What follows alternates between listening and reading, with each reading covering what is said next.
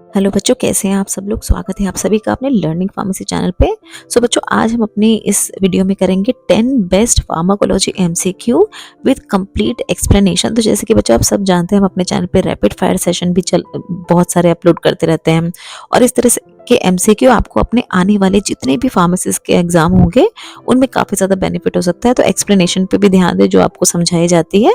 और अगर आपको हमारा चैनल अच्छा लगता है, हमारा कंटेंट अच्छा लगता है, तो हमारे चैनल को सब्सक्राइब कर सकते हैं। तो चलिए शुरू करते हैं अपना आज का सेशन। सो देखिए, फर्स्ट क्वेश्चन आपसे पूछ रहे हैं, which receptor is stimulated by adrenaline to cause bronchodilation. तो एड्रेनालिन जो ड्रग होती है उसके द्वारा कौन सा रिसेप्टर स्टिमुलेट यानी एक्टिवेट करवाया जाता है। अल्फा 1, अल्फा 2, बीटा 1 या बीटा 2। आंसर है बच्चों इसका option D, beta 2 receptor stimulate होता है एड्रेनालिन, जिसको एपिनेफ्रिन भी कहते हैं। तो इसमें कंफ्यूज नहीं होना है आपको, ये दोनों एक ही चीज़ है। ये जो देखिए बीटा 2 एड्रेनार्जिक रिसेप्टर्स होते हैं, ये जी प्रोटीन कपल्ड रिसेप्टर्स होते हैं। टाइप ऑफ रिसेप्टर की अगर बात करें तो जी प्रोटीन कपल्ड रिसेप्टर होते हैं, जो कि इस तरह की जो ब्रोंकाल स्मूथ मसल्स होती है देखिए उन पे लोकेटेड होते हैं। और इन रिसेप्टर्स पे बीटा 2 एड्रेनार्जिक रिसेप्टर पे जब इस तरह की एड्रेनालिन जैसी ड्रग, एपिनेफ्रिन जैसी ड्रग जाके अटैच होती है, तो इसकी वजह से क्या होता है, ब्रोंकाल स्मूथ मसल डायलेट हो जाती है, मतलब थोड़ी सी एक्सपेंड हो जाती है, जिससे कि आराम से जो पर्सन है वो सांस ले पाए। एस्थमेटिक पेशेंट्स जो होते हैं उनके केस में इन तरह की ड्रग्स दी जाती हैं, ताकि जब वो इनहेलर के इसमें ड्रग देखी होती है इनहेलर में, और जब वो इस तरह से इसको इनहेल करते हैं तो ये जो ब्रोंकाल स्मूथ मसल है ये थोड़ी सी डायलेट हो जाती है, मतलब एक्सपेंड हो जाती है, और जिसकी वजह से सांस लेने में उसको आराम मिलता है।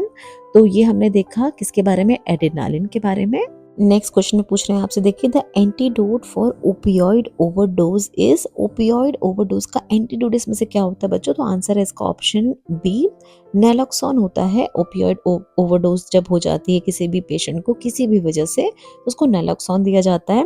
ये क्या करते हैं देखिए, रैपिडली रिवर्स करता है opioid effect by antagonising the opioid receptors. अब देखिए ये जो ओपियोइड्स होते हैं इनको काफ़ी सारे इसके पर्पस होते हैं जो इनको दिया जाता है, बट मोस्टली ये उन तरह के सीवियर पेन को ट्रीट करने के लिए दिए जाते हैं जिनको जो आम पेन किलर्स हैं वो ठीक नहीं कर पा रही हैं। बहुत ज़्यादा सीवियर पेन, जैसे जब कैंसर में पेन होता है कीमोस की वजह से, और जो अलग अलग कंडीशन होती है आफ्टर एक्सीडेंट, अगर पर्सन बहुत ही सीवियर पेन में है तो उस कंडीशन में इन तरह की ओपियोइड्स जो है वो दे दिए जाते हैं।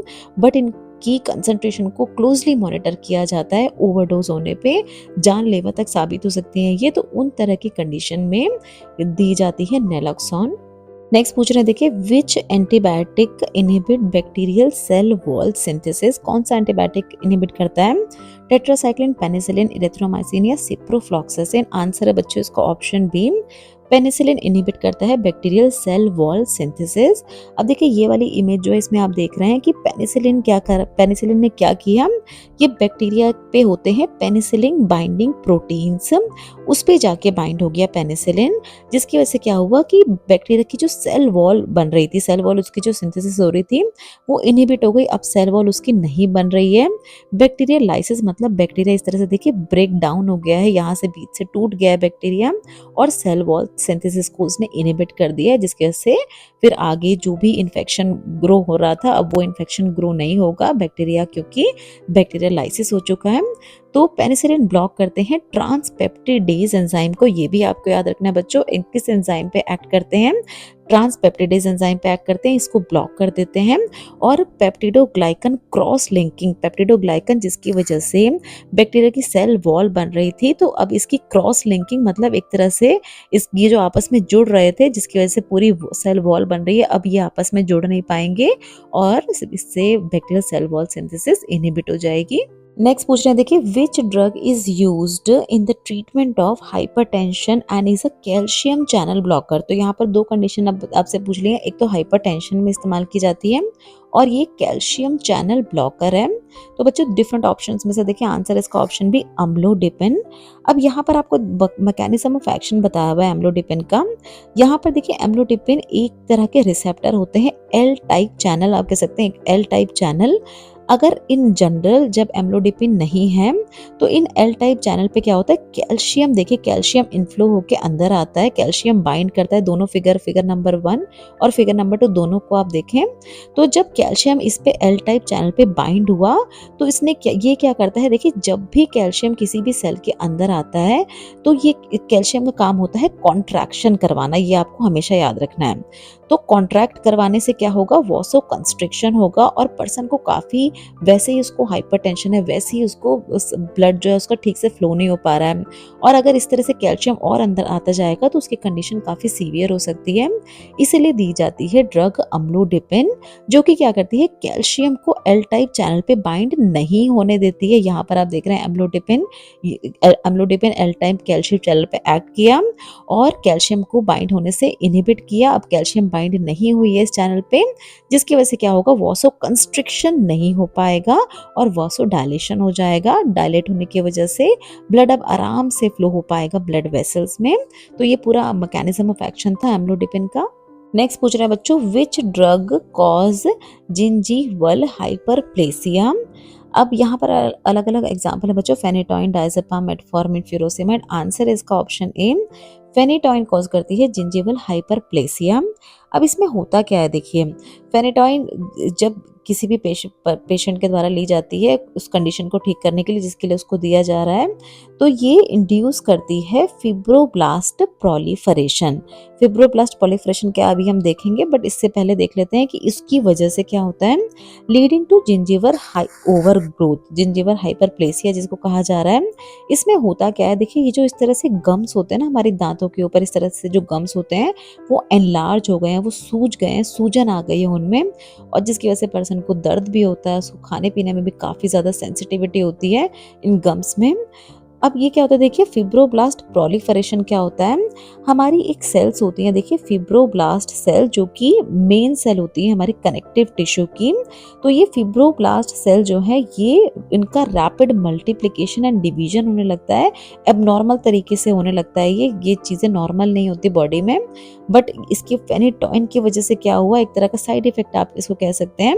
ये जो फिब्रोब्लास्ट सेल हैं ये एक्स्ट्रा मल्टीप्लाई होने लगी, जिसकी वजह से इसने किया फिब्रोब्लास्ट प्रोलिफरेशन, और ये फिब्रोब्लास्ट प्रोलिफरेशन होने की वजह से इस तरह से गम्स में स्वेलिंग हो गई है, गम्स जो है वो एनलार्ज हो गई हैं। नेक्स्ट क्वेश्चन में पूछ रहे हैं बच्चों आपसे, विच drug is proton pump inhibitor. इनमें से कौन सी ड्रग ऐसी है जो कि प्रोटॉन पंप इनहिबिटर है, रनिटिडिन, ओमेप्राजोल, सुक्राल्फेड या मीसोप्रोस्टोल। आंसर है बच्चों इसका ऑप्शन बी, ओमेप्राजोल है प्रोटॉन पंप इनहिबिटर। यहाँ पर देखिए क्या होते हैं, हमारे ये जो गैस्ट्रिक पैराइटल सेल होती है ना, इस तरह की जो लाइनिंग होती है, इन पे प्रेजेंट होते हैं कौन से पंप, प्रोटॉन पंप्स प्रेजेंट होते हैं। प्रोटॉन पंप जिनको हम एच पॉजिटिव, के पॉजिटिव, एटीपीएस पंप भी आप कह सकते हैं, हाइड्रोजन पोटेशियम एटीपीएस पंप। इनका काम क्या होता है कि एसिड को सेक्रेट करवाना होता है इनका काम। एसिड सेक्रेट होने से क्या होता है, जो भी हम खाना जब स्टमक में आता है हमारा, जो हम खाते हैं, जब वो स्टमक में आता है तो उसको छोटे छोटे पार्ट्स में तोड़ने का, एसिड में उसको मिक्स करने का, और उसके बाद उसकी डाइजेशन आराम से हो जाए जब तक वो इंटेस्टाइन में पहुंचे। तो इसका काम होता है इस तरह के जो सोडियम ये जो हाइड्रोजन पोटेशियम एटीपीएस पंप होते हैं, प्रोटॉन पंप्स होते हैं, इनका ये काम होता है। बट क्या होता है, देखिए एबनॉर्मल कंडीशन में अब ये पंप जो है ना, ये बहुत ज़्यादा मात्रा में एसिड रिलीज करने लगे हैं। इसकी वजह से क्या होता है कि अगर इसको कंट्रोल ना किया गया तो पेप्टिक अल्सर जैसी चीज़ें हो सकती हैं, मतलब ये जो स्टमक की लाइनिंग है इन पे अल्सर जैसे हो सकते हैं, प्रोली अल्सर जैसी इस तरह की, अब आप कह सकते हैं इस तरह के घाव हो सकते हैं। तो ये ना हो इसीलिए दी जाती हैं प्रोटॉन पंप्स इनहिबिटर, जिसमें एग्जाम्पल है ओमेप्राजोल का। नेक्स्ट पूछ रहे हैं आपसे बच्चों, which drug is use to treat organophosphate poisoning. कौन सी ड्रग को इस्तेमाल किया जाता है ऑर्गेनोफॉस्फेट पॉइजनिंग को ट्रीट करने के लिए। ऑर्गेनोफॉस्फेट पॉइजनिंग की अगर हम बात करें तो ये तब होती है जब हमारी बॉडी रिएक्ट कर जाती है, जो भी पर्सन होते हैं उनकी बॉडी जो केमिकल कंपाउंड्स कुछ एग्रीकल्चर प्रोडक्ट्स में पाए जाते हैं ना, जब उनसे रिएक्ट कर जाती है। इस तरह से देखिए पेस्टिसाइड्स वगैरह जो स्प्रे किए जाते हैं, जो एग्रीकल्चर जो क्रॉप्स होती हैं उन पे जो पेस्टिसाइड्स ये स्प्रे किया जाता है उनमें प्रेजेंट होती हैं इन तरह के ऑर्गेनोफॉस्फेट। और अगर ये किसी भी वजह से इनहेल कर लिया जाए इन इन लोगों के द्वारा, या किसी भी वजह से किसी आम आदमी ने भी अगर इनहेल कर लिया, तो इस तरह के ऑर्गेनोफॉस्फेट पॉइजनिंग होने के चांस होते हैं। तो उसमें कौन सी ड्रग दी जाती है? तो बच्चों आंसर है इसका option C, both A and B, यानी प्रेलिडॉक्सिम एंड एट्रोपिन। अब देखिए इन दोनों का ही काम होता है एसिटाइल कोलिन जो है ना उसकी कंसंट्रेशन को रिड्यूस करना। एट्रोपिन तो क्या करती है? एट्रोपिन जैसे हमने देखा था कि ये मस्कैरेनिक एंटागोनिस्ट होती है, तो ये ब्लॉक कर देती है मस्कैरेनिक रिसेप्टर को, ताकि मस्कैरेनिक इफेक्ट जो भी एसिटाइल कोलिन की वजह से हो रहे थे वो ना हो। और प्रेलिडॉक्सिम क्या करती है? ये रीजनरेट करती है एसिटाइल कोलिन एस्टरेज को। अब ये एसिटाइल कोलिन एस्टरेज क्या करता है? ये एसिटाइल कोलिन को ब्रेक करने का काम करता है, तोड़ने का काम करता है, ताकि इनडायरेक्टली एसिटाइल कोलिन की कंसंट्रेशन फिर से रिड्यूस हो जाए। तो इस तरह से एक्ट करती हैं ये दोनों ही ड्रग्स। नेक्स्ट पूछ रहे हैं बच्चों आपसे, विच drug is selective beta 1 blocker? कौन सी ऐसी ड्रग है? तो बच्चों आंसर इसका ऑप्शन भी एटिनोलॉल है, beta 1 blocker, selective beta 1 blocker. तो अगर बच्चों आपको सारी जितनी भी कैटेगरीज है हमारी फार्माकोलॉजी में उनकी अगर क्लासिफिकेशन याद है तो बहुत सारे क्वेश्चंस का आप ऐसे ही आंसर कर पाएंगे। जैसे इसमें आप देख रहे हैं सिलेक्टिव बीटा 1 ब्लॉकर पूछा है, तो आंसर हमारा है एटिनोलॉल। ये इस एटिनोलॉल क्या करता है? देखिए ये बीटा 1 ब्लॉकर होता है, जैसे कि हमने देखा ये प्रिस्क्राइब किया जाता है पेशेंट को जिनको हाइपरटेंशन होता है, यानी हाई ब्लड प्रेशर होता है, और एंजीना वाले पेशेंट जो जिनको चेस्ट पेन की समस्या होती है उनको भी प्रिस्क्राइब किया जाता है एटिनोलॉल। और देखिए ये आफ्टर हार्ट अटैक, अगर किसी पर्सन को हार्ट अटैक पहले आ चुका है, तो जैसे कि हम सबको पता है हार्ट अटैक बार बार आना इज नॉट गुड। बार बार अगर हार्ट अटैक आता है तो पर्सन की जान भी जा सकती है। तो इस तरह की उसको रिस्क ऑफ डेथ ना हो, इसलिए भी एज अ प्रिकॉशन के लिए भी इस तरह की एटिनोलॉल प्रिस्क्राइब किए जाते हैं, जो कि कार्डियक वर्क लोड को रिड्यूस करते हैं। हार्ट पे जो हमारा बहुत ज़्यादा प्रेशर लग रहा है उसको रिड्यूस करते हैं, ताकि पर्सन आराम से उसको कोई आगे जाके प्रॉब्लम ना हो, हाई ब्लड प्रेशर उसका ठीक हो पाए, एंजीना चेस्ट पेन उसको आराम मिल पाए। लास्ट क्वेश्चन देखेंगे बच्चों हम अपनी आज की इस वीडियो का। पूछ रहे हैं आपसे, which antibiotic is classified as a macrolide antibiotic? तो देखिए ये फिर से क्लासिफिकेशन में से क्वेश्चन है। तो बच्चों इसमें डिफरेंट ऑप्शंस आप देख रहे हैं, आंसर है इसका ऑप्शन बी एजिथ्रोमाइसिन।